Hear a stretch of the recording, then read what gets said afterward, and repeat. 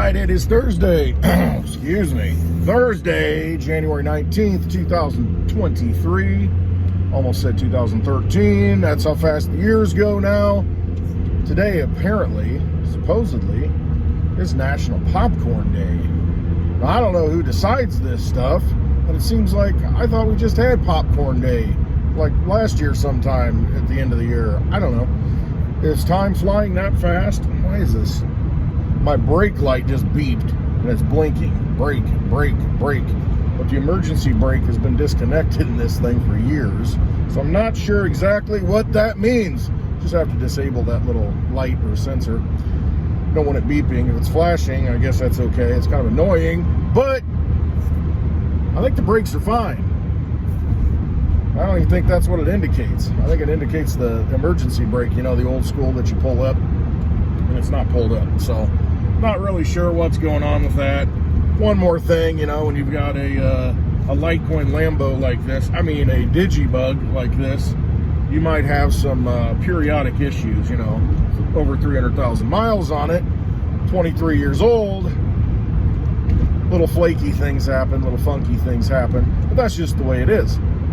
Speaking of flaky and funky, I saw yesterday in Davos, we've got the World Economic Forum. What a bunch of freaks.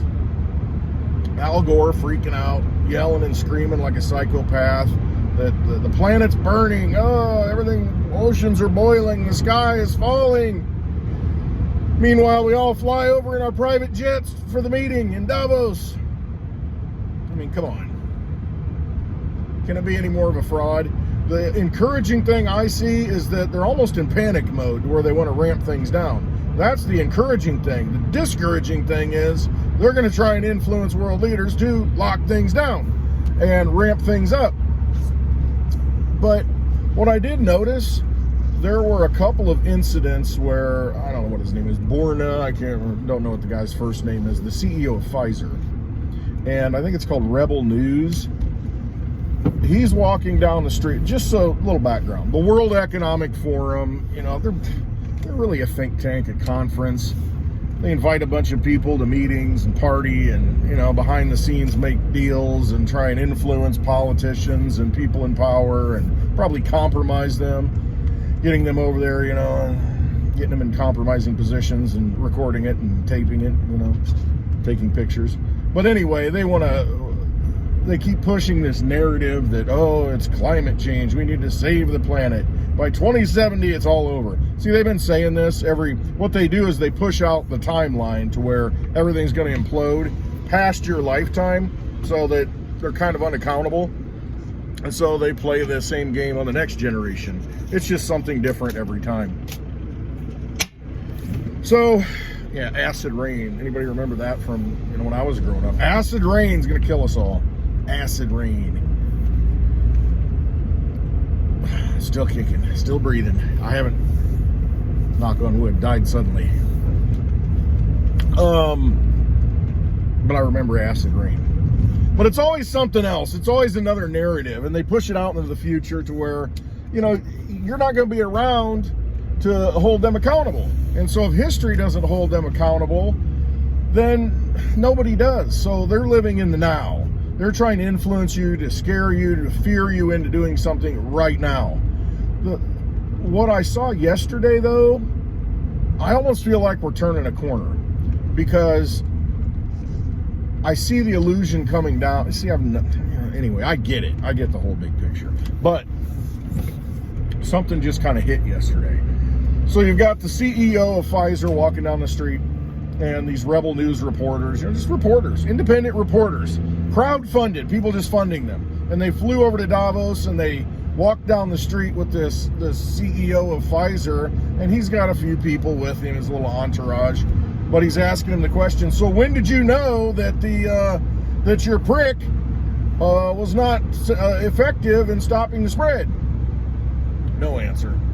And I mean, this went on for maybe 5 minutes where they're just walking down the street with him, asking him these tough questions that the media should have been asking 2 years ago, but they didn't.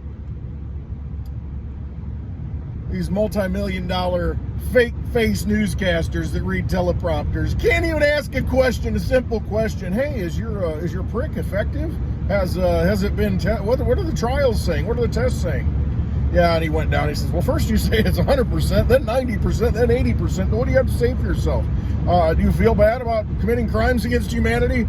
I mean, it makes them very uncomfortable in their nice little cozy, wealthy enclaves to be confronted on the street and one-on-one. It puts them in an awkward position. They're not used to that. They're used to the scripted, the staged, the theatrics of the conference. But when you catch them outside of the conference, outside of the walls of the ivory tower, and confront them in a peaceful way, asking them questions they can't answer, and they don't want to answer, and they don't have to answer, but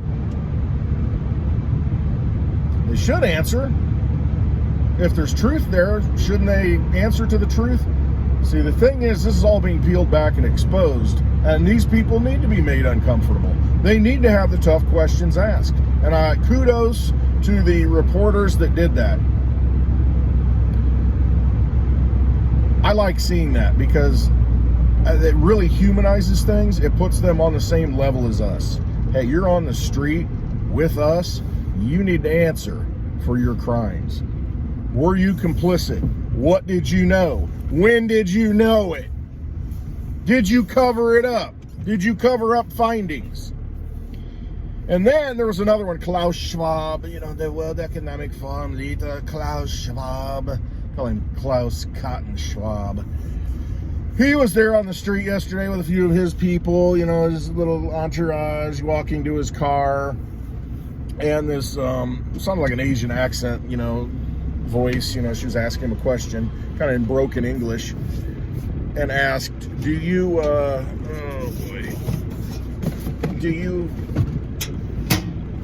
answer some questions for me? Can you answer a question? And, he didn't want to. Well, who are you with? And he didn't hear it first. He's like, he just kind of keeps on walking. And then he turns around and says, what news agency are you with? And she says, no, it's an independent. I'm independent news. And he goes, oh, no. Right there, he shuts it down. Independent news? Oh, come on! I'm not going to be on that. Why would I be on independent news? Why would I answer questions to an underling? One of you, scum, you filth. Why would I have to answer questions interrogated from you? That's the attitude, and that's kind of what the sense was. It's, oh, you're independent now. It's kind of laughed her off, like, oh, she's it's 9. But it put him in an awkward position. She followed him to his car, was polite about it, didn't make a big scene, but was just legitimately wanted to ask him a question. Don't know what the question was, but he refused to even answer it. So you've got these people who are comfortable in their bubble, but when they are on the street around normal people, and see, that's the thing. If you see them on the street and you don't know who they are, you've never seen them before on the media, the big mainstream projection, Big Brother media. If you've never seen these people and you see them on the street, you would say, they're pretty underwhelming. Who are these people? These are power players. These are real people. And you got to put it into perspective, and let's distill it down to the core, the truth here. These people are nothing without the movie set, without the cameras, and without people feeding into that, without CNN and NBC and all the big networks feeding into it and projecting that out, projecting them out as if they're something bigger and greater than they are. See, they're nothing. They really aren't. They're just people walking down the street.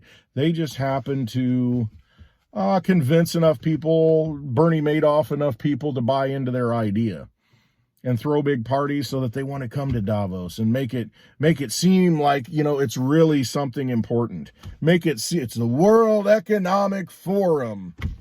Just a name. Just a name. That's all it is. And it's been built, and enough relationships have been made over the years to where you've got some wealthy people that come in. And these people do have influence, but they only have influence because we allow that. because we pay attention to them. It's like these movie stars that you watch on TV. Most of them are train wrecks. Watch on TV. I guess movies are on TV, but go to the theater. But they are. Most of them are just completely train wrecked. And if you see them in person, they're just very underwhelming. They're nothing special. See, they're just playing a role, but they have it on a grand stage. You know, it used to be you'd have people with talent, great actors, but you wouldn't see them. You didn't have the movie industry that could put it out on all these devices and everywhere in the world to where everybody could see it. And then, oh, wow, that person's important. I saw him on the TV. I see him on my phone. You know, TikTok famous. See, they think they're projected into something greater than they are, but they're nothing more than people. And see, that feeds itself and perpetuates itself, and the more money that flows into it, the more that energy that flows into that persona, it becomes something that it isn't. People are people. They've always been that way. Nothing's changed since the beginning of time. Human nature is human nature. And you've got these same types of people who are in organizations where we work. There are sociopaths in organizations all the time. It's just that if they don't rise to the level of power to where they can really influence things, it's just kind of, it's managed. It's like, oh yeah, he's a little weird. Can't take him out to the restaurants because he's always flirting with waitresses and, you know, thinks he's a playboy, or, you know the type that just doesn't know their surroundings, and they just don't get it. You know, they think there's something different.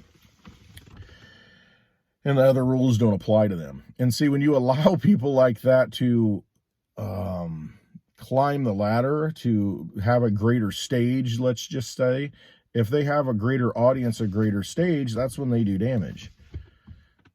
But when they're kind of in this small level, you know, at the local level, there's only so much damage they can do. They can do damage, but they don't rise to the level to where they can make bad things happen and really show their true colors. See, we know them. The point is, these people are nothing different than people you already know. It's just that they have the megaphone. They have the coverage. They have the media. They have all of the tools to make them look important when they're really not. They're really not. And what influence do they really have? I mean, really, when you think about it, they have the ability to influence world leaders. Well, then who's putting these world leaders in place? We do. We vote them in. Okay, so they get voted in. And then what do? It's like, well, man, now that they're in and now they're doing a bad job, what do we do with them? Well, there are mechanisms to where you can have them removed from office legally. But the other thing is, you have to look at it and say, you know what, I'm just not going to, I'm not going to give this whole thing my energy. It's no different than stop watching the movies. You know, if there are people who are corrupt, actors, actresses, then quit feeding them.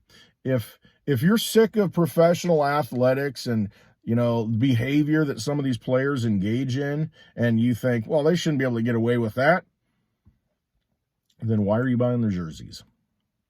Why are you buying tickets to the game? Why are you watching it on TV? Because your energy that you're giving it ratings. You're watching the ads. You are feeding that system. So until you disconnect from that, it's not going to change. What would happen in Rome? You know, they want to get everybody in the Colosseum and entertain them, you know, bread and circuses, you know, get them into the Colosseum, and that way, you know, they're not worried about all their bad problems, you know, the bad government and the ruling, and, you know, their starvation and all the issues that they have, the poor. Get them in there and entertain them. Well, what happens if they all just walked out and said, you know what, I see through this. You're just trying to entertain us, you know, and keep our minds off of all the problems that you've created. What happens if they all walked out? What happens if they all just, gotta be careful where I go with this, surrounded the seat of government? See, what happens if the power of the people just says, no, I'm not going to participate in this anymore, and just withdraw from it, withdraw your energy from it?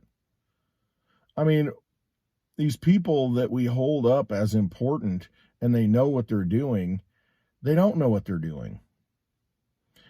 Robert F. Kennedy Jr., I watched, he's got some good stuff. I mean, I do like the guy. He's done his research, he knows his history, and he's looked at, this problem right here and how we've been basically sheeped into taking it and feared into taking it. But he looks at this experiment, Stanley Milgram. It was an experiment done, I think, in the 60s, to where this is how it went. The Milgram study. You brought in a bunch of people, volunteers, from all strata of life. And you bring them into the room, and a doctor comes in, a fake doctor with a lab coat, and, he's all dressed up, and he's got a stethoscope, and he looks important. He looks like, this is a legit doctor. Okay, so here's the experiment. Okay, you sit down there, you experimental person that's volunteering, and you've got this dial to where you can shock somebody, and this person's in the other room. And they're acting, the person in the other room, they're really not hooked up to electricity. But there's a dial on it, you can turn it all the way to a point where it says it's deadly, it's lethal. So the experiment starts out, the doctor says, just give him a few volts. And so they're like, okay. And then it just keeps ramping up. But in the whole process, you're turning it up. This actor in the other room's going, ah! And he's, acting like he's getting fried. But the person keeps doing it against their better judgment, against their nature of saying, I probably shouldn't be doing this. But the doctor says, it's okay. It's okay. So they keep doing it. And it turned out, I think 65% of the people, basically 2/3 of the people, said they did it. They turned them all the way to they're killing the guy, killing the person, just turning the dial because the doctor said so. And the authority figure said so. And 1/3 of the people just walked out, basically flipped him the bird and said, no, F you, I'm not doing that to somebody. See, they didn't care what the authority figure said. So it came down to that experiment basically said that, 1/3 of the people going to be hard to control, but 2/3 pretty easy to control if you wield enough authority over them. Because they look at themselves as inferior or whatever. I don't know. I don't want to say that. That's not the study. But I think that, they look at themselves as inferior, and I'm not as qualified to make the judgment. This guy knows more than I do. And that always goes back to my point. You better trust yourself. I don't care if they're wearing a lab coat, especially if they're wearing a lab coat. Maybe you better second guess them, because there's a lot of money that goes to people for handing out free samples and prescribing things. Just saying. But you got to trust yourself. You've got all the research you need right now to be able to do at your fingertips to be able to find information. We're not in the dark ages to where it's like, I guess I got to trust the priest. No matter what he says goes. Otherwise, I don't have access to God. I mean, come on.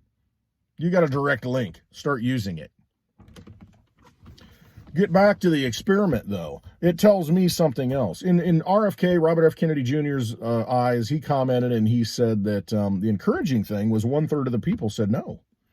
And so our goal is to keep this going long enough and educate people long enough and keep the truth coming out long enough to wake those other 2/3 of the people up. And that was his goal, and I think that's my goal. And I think a lot of the people I know, that's the goal. It's a long, drawn-out battle to where if you tell the truth long enough, it's going to resonate. Because there's 1/3 of the people that are just like, nope, I just don't trust any authority to, do this. I'm trusting myself. And if we can just wake up the other 2/3, or at least most of them, or at least some of them, that's the goal here, so that you're not just following orders. You don't want to be just following orders. And so just insert Fauci on the doctor's name tag, and then you'll kind of get what's happened in the past 3 years.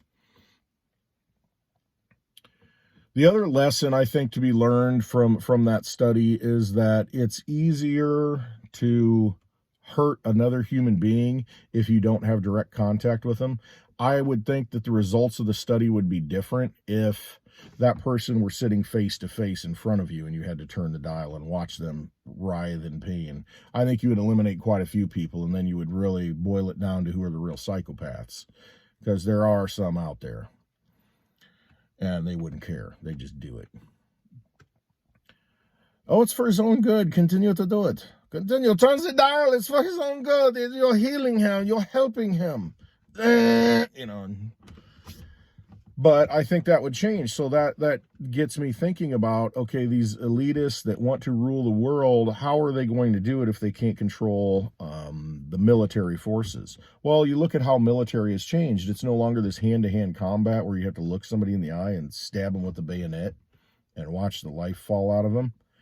Whole different thing.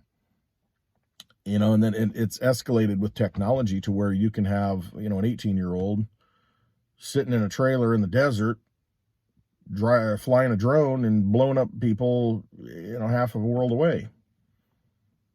It's very, it's not such an intimate thing, not such a personal thing anymore, to where, you know, when you're taking somebody's life right there in front of you. So I think depersonalizing death is another thing that human beings are more apt to do it, you know. So if you don't have them in the same room, if you're drone striking them, it's a whole lot different than having to go hand to hand and, you know, stick a blade in them.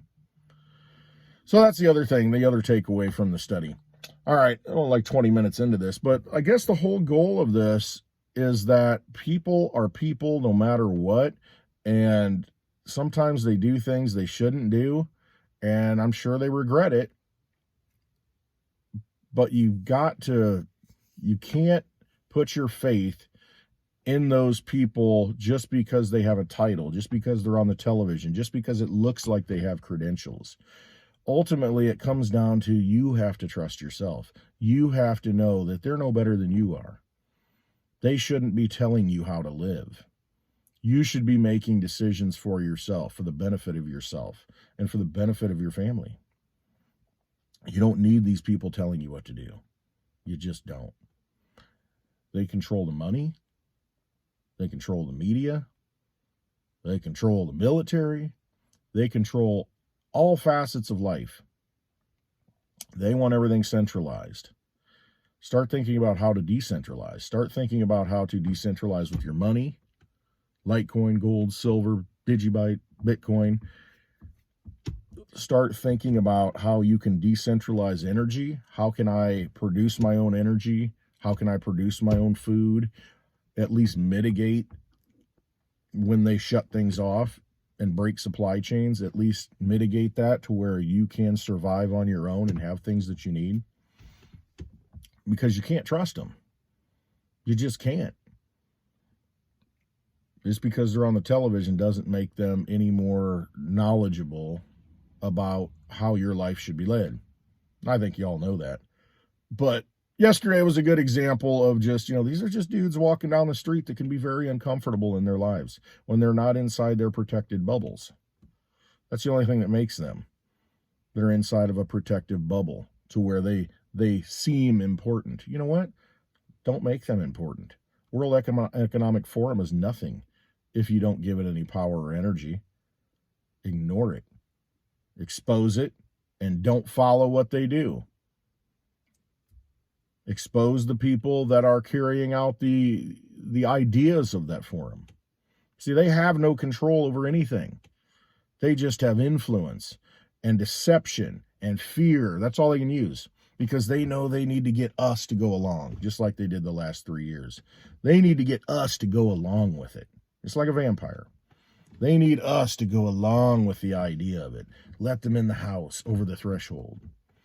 Bring in the idea, and then they're inside your life, controlling you. And you don't want that. Don't let them. Exit the vampire casino. All right, trust yourselves. That's really what it comes down to. Don't trust that fake doctor in the lab coat. Don't be part of their experiment. Manifest your own reality by doing it every day. All right. Love you all. Thanks for watching. Happy Thursday. Tomorrow's happy hour. I'll be off the cleanse thing. Anyway, I'll be having a drink tomorrow after 2 weeks and then having a cigar after 2 weeks. That's basically what it comes down to. We'll do it live on Happy Hour, 4 p.m. Central Time on Litecoin Lisa's YouTube channel. Go look it up. I hope to see you then. I should make another video tomorrow morning. But if not, love to see you on Happy Hour. All right, love you all. Thanks for watching, and always trust yourselves. Always trust yourselves.